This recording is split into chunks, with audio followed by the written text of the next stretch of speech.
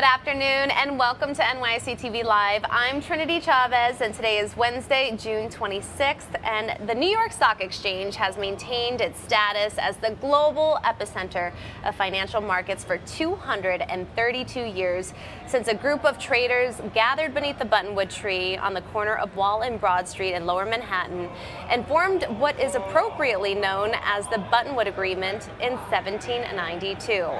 But do you know which listed company was the very first to begin trading here at the NYSE? Well, that would be the Bank of New York, which currently trades here at the NYSE under the ticker symbol BK and will be ringing the closing bell in less than a half an hour.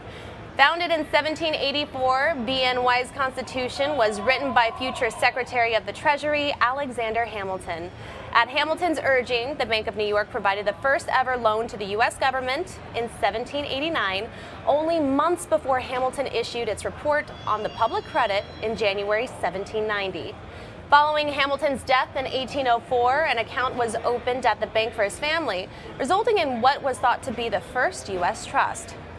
BNY would go on to play a significant role in America's growth. For example, with the surge of trade and commerce prompting the need for faster transportation networks, the bank made investments in the steamers on the Hudson River and the building of the canals. From 1830 to 1890, the bank invested over 30 regional and transcontinental railway lines, resulting in almost 130,000 miles of track traversing the country, taking goods and people coast to coast, and the bank would also later hold the positions in New York subway companies.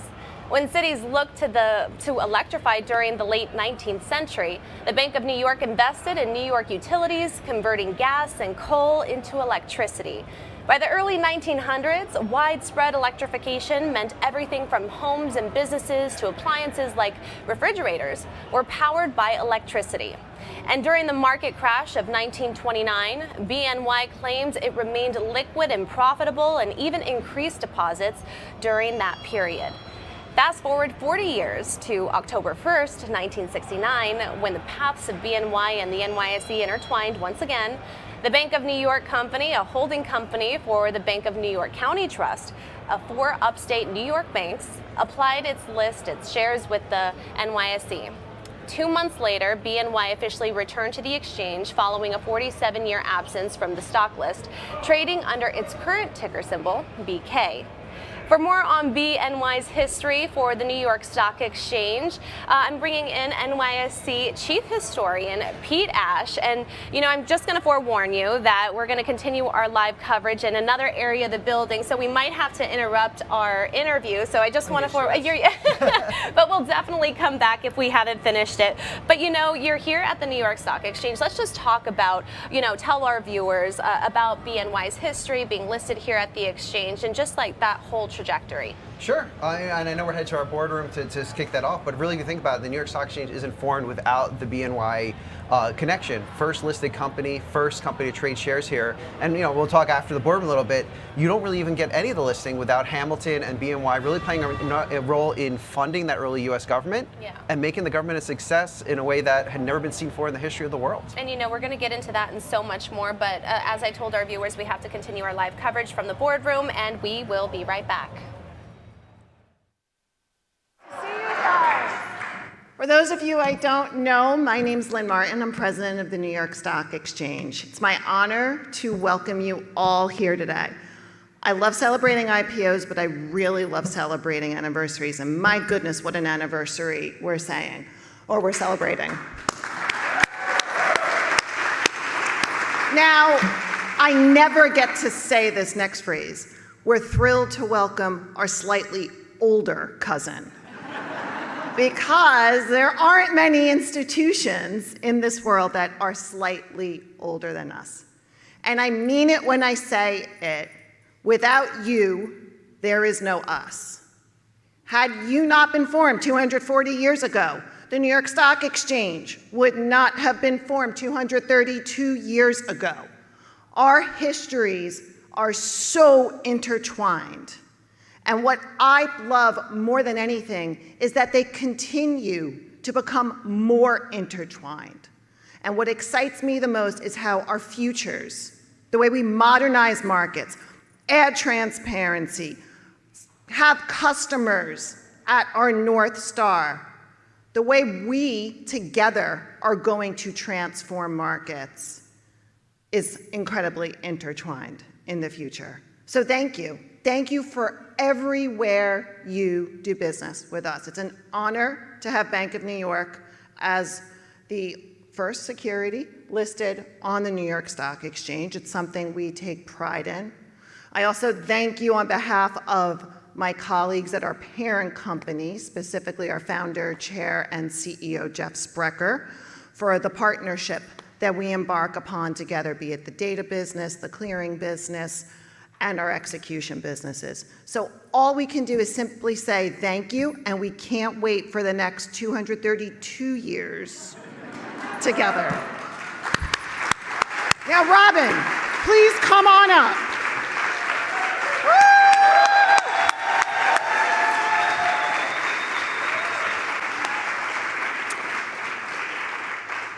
Well, Lynn, thank you very much. It is true indeed that our histories as institutions are intertwined, and it really is an amazing thing. We, the Bank of New York, BNY as we are now known, have literally been operating within a mile. In fact, as I stand here right now, probably within even less than that of this spot for 240 years. It really is a remarkable achievement. It's our birthday, and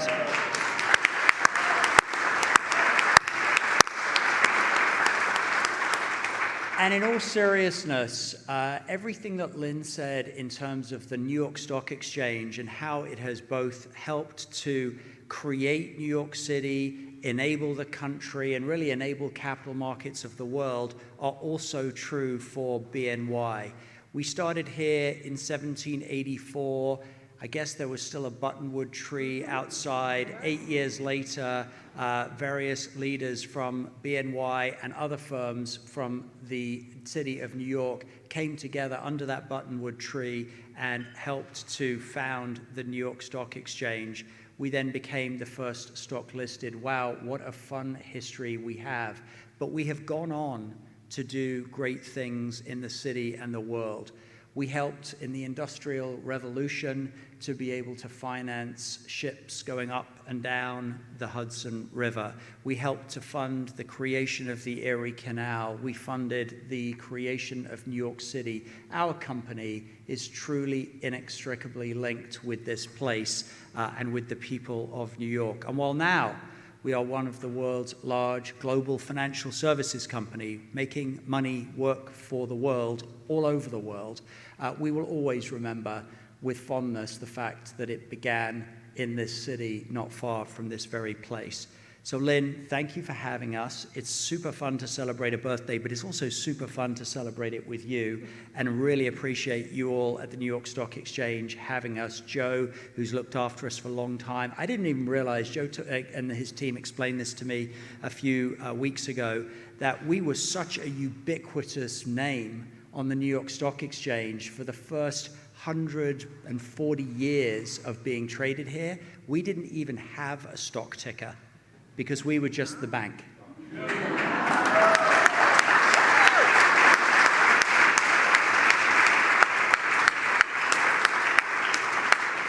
And today, with the New York Stock Exchange in the city of New York, we celebrate the Bank of New York. Thanks for being here. I really appreciate it. It's all of you who make this happen. It's the people who make a culture, and it's the people who've created the institution.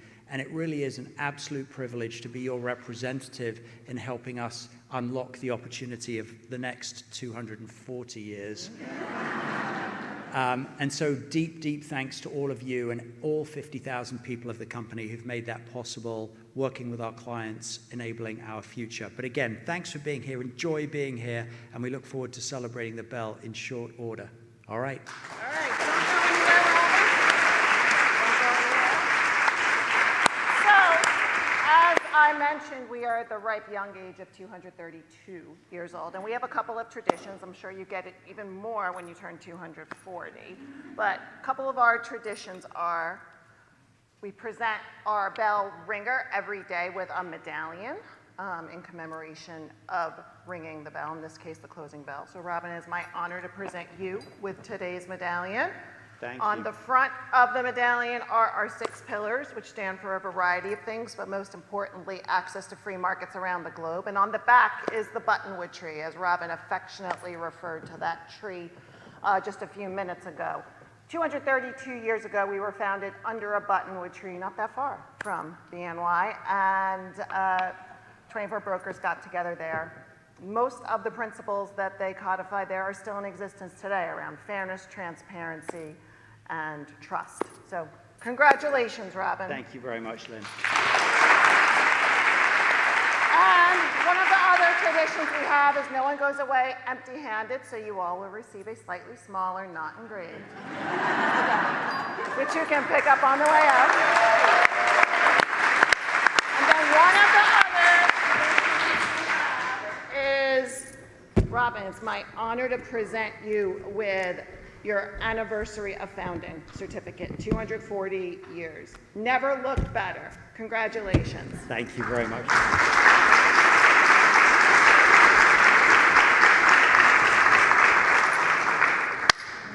Oh, yeah. Okay. It was called a flight, so sure. Okay, absolutely. So I'll do this. So, well, maybe I'll repeat what I said earlier on. To the City of New York, to the New York Stock Exchange, and to the Bank of New York. Cheers. Cheers.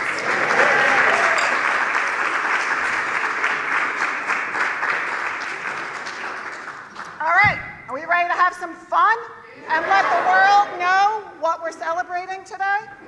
All right, let's do this. So the way this is going to work is, if you've got a blue stripe on your badge, you will join Robin and myself on the podium to close the global equity. Now we just heard from NYSE President Lynn Martin and BNY President and CEO Robin Vince. They were toasting. I'm toasting here with my imaginary champagne glass, I like to say. But you know, they were talking about how they were the very first company to be listed here at the New York Stock Exchange, a 232-year-old institution, and how we've really grown together and the significance in that. And you know, earlier on I was speaking with Pete Ash. He is our chief historian here at the NYSE. Our interview got cut a little short because we had to go to the boardroom, but I'm going to bring him back on so we can continue our conversation. Peter, I am so sorry for that momentary delay, but we were joking how we're toasting with our imagination champagne glass up here. Yeah, I mean, as a storm being preempted by a 240-year-old company, it's all right. You know, Yeah, a lot of history there. Totally. But let's get back to our conversation. So we heard Lynn talking about how this was the first company listed here at the NYSE. You briefed our viewers a little bit before we went to the boardroom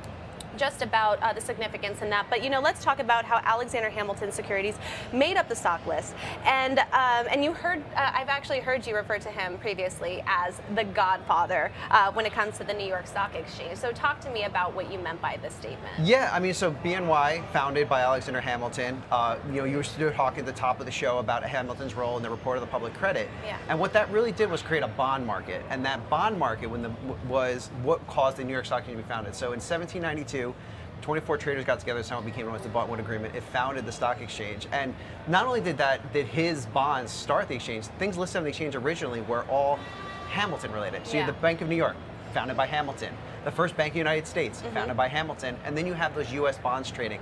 And without those bonds, you don't get a functioning government. Yeah. If you can't if you're a government, you can't pay back the debt you owe, you can't pay the people to do the work you need, you can't pay the Army, the Navy, the Coast Guard also founded by Hamilton. Wow. You can't function as a government, and really that was the success of Hamilton. And early on, we only traded Hamilton-related products. That's incredible. That's such a fascinating story. And you know, a few years ago, BNY visited the exchange with some very notable guests with them.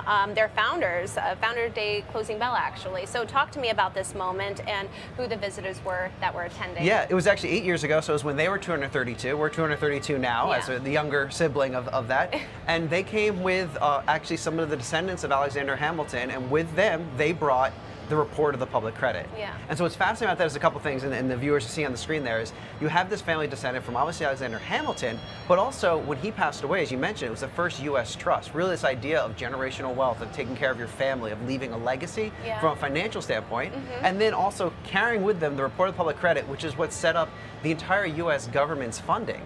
So sort of that legacy came, and along with them as well was a personal hero of mine, Ron Chernow, the writer of the book Hamilton, that Lin-Manuel later later made into the play, and so he came as well, and it was a really exciting time as they celebrated 232 years as a company. And speaking of the play Hamilton, both the play and the man remain central to how BNY views their heritage and just everything that they stand for. So how did both the play and the role in the past few and recent years and celebrations here at the NYSE really impact that? Yeah, I mean, they've always identified with Alexander Hamilton. I always say, both the New York Stock Exchange and the Bank of New York were way into Hamilton before everyone else was, before the play, before it became a popular thing.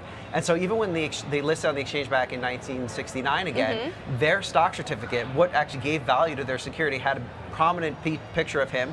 Where we sit just a couple feet above us, we have a room called Hamilton. That same portrait sits in that room as well. So cool. And so really that connectivity. And then just a couple of years when they came for their anniversary, right out on Wall Street, not far from that Buttonwood trade, not far from where Bank of New York was founded, they celebrated that by bringing some of the performers from Hamilton performing on the street. And I always say what they had, which is really a beautiful thing, is they had behind them, and the viewers can see, is founded by Hamilton, first on the NYSE, and focused on the future. And that idea of really, as we reimagine Hamilton's role in the founding of this country, you reimagine banking, and as that evolves, and the New York Stock Exchange evolves, that evolution. And former NYSE president Tom Foley once remarked, if everyone who could have walked in this building for the founding of this country, the only one who would have known what was going on was Alexander Hamilton. Oh, that's incredible. So fascinating. Thank you so much for sharing your insights. Thank you for having me. Absolutely. Now we're going to switch gears a little bit. The Bank of New York returns to the New York Stock Exchange this afternoon with a brand new look as it simplifies its company's umbrella brand to BNY. Let's take a look.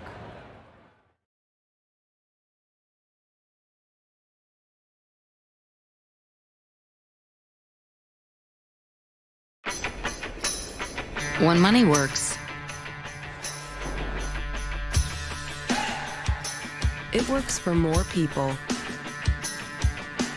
in more places. It moves faster, smarter, more efficiently. When money works, it creates new opportunities and brings the best ideas to life. We help nearly 50 trillion in global assets work harder, managing it, moving it, keeping it safe. Together with our clients, we create solutions that build business, drive investment, and strengthen communities. No matter what the future brings, we'll be ready.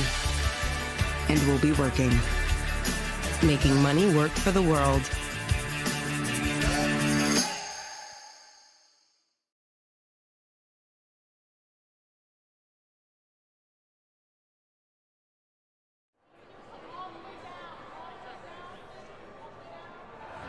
Meanwhile, on last week's Inside the Ice House podcast, Catherine Keating, global head of BNY Wealth, told our Josh King how Robin Vince is leading the effort for new innovations at the firm.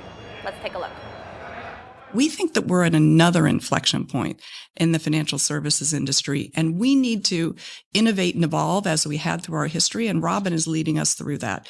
And he's really doing it in a couple of ways. One is, we're refocusing on our purpose as a company. We're refocusing on the values that we stand for, how the financial services industry has changed, and what the needs are for a modern financial services and infrastructure firm. And so if I think about AI as an example, AI has been around for a while. This is how we've been automating processes for years.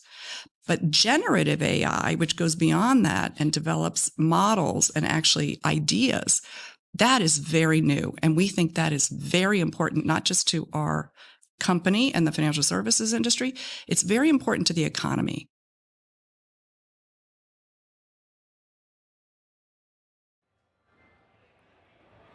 And Keating mentioned how the firm is embracing generative AI and its importance for the economy at large. I recently spoke with Andrew Feldman, the CEO at artificial intelligence firm Cerebras, about how the company aims to lead the charge in AI innovation. Check it out.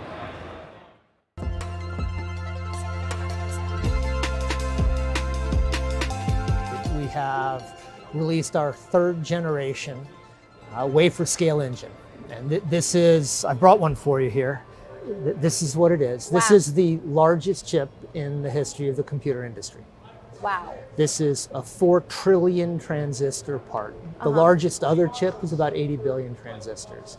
So most chips are the size of a postage stamp, and as you guys can see, this is the size of a dinner plate. And the advantage is this enables us to do AI work hundreds of times faster than any alternative product. Oh, okay, so that's what sets it apart from what's currently available on the market right now. Exactly right. For AI work, bigger chips process more information, producing answers more quickly. And so these chips go into systems that we build, and we tie those systems together into supercomputers. And you also announced major customers in the healthcare space, including GlaxoSmithKline, AstraZeneca, most recently the Mayo Clinic. Tell me about these partnerships. The healthcare industry is more than 14%, I believe, of GDP. It's a huge part of our economy. And the ability to deliver more efficient healthcare, starting from the drugs we have in the pipeline. So with GlaxoSmithKline, we're working on using AI to accelerate research, to accelerate the drug design pipeline. With Mayo Clinic, we have projects to look at the efficacy of drugs to ensure you're getting a drug based on your genetics that is likely to make your rheumatoid arthritis resolve more quickly. We're working on a whole range of problems around the delivery of healthcare. The AI is a tool that can be used to substantially improve the way we live and work and play, and healthcare is fundamental to the live. Tell me about the biggest trends that you're seeing in 2024 when it comes to the AI sector. We saw this on the horizon. We founded the company in order to build AI compute that was faster, used less energy, and easier to use. And the world as we saw it unfolded. And as we look forward, we see AI playing a larger and larger role in our lives. Joining me now is BNY President and CEO Robin Vince. Congratulations, happy birthday, welcome to the New York Stock Exchange. Thanks, be with you. How are you feeling right now? Well, it's always fun to have a birthday, and we're turning 240. We are, as you know, the oldest bank in the United States, and we're also the first ever stock traded on the New York Stock Exchange. So it's particularly fun to be here for our birthday. And you know, 232 years old, you're celebrating this huge milestone, 240 years. You've obviously seen the landscape change so much in the past year. So tell me, what have been like the biggest opportunities, the biggest challenges that you have seen, and what are your biggest takeaways from your time at the company? Well, we've been operating across 4 different centuries, and so as a company, we've seen incredible change in the world. We started with quill and ink ledgers, which we still have. We have warrant number 1, the first ever piece of debt issued by the United States was a loan from the Bank of New York.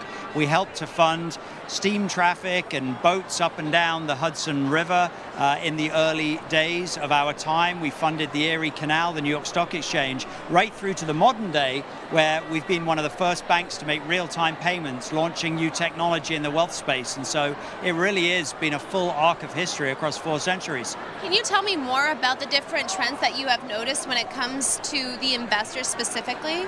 Well, over the course of time, there have been incredible trends, because 240 years is a long time, so there are a lot of trends. But today, as we look at the world, we see the pace of innovation really picking up. We're excited about AI. What hasn't changed is our commitment to our clients over the centuries. So being laser focused on really being client-centric, innovating, and recognizing that resilience matters. You don't get to get old unless you are safe, resilient, and innovative.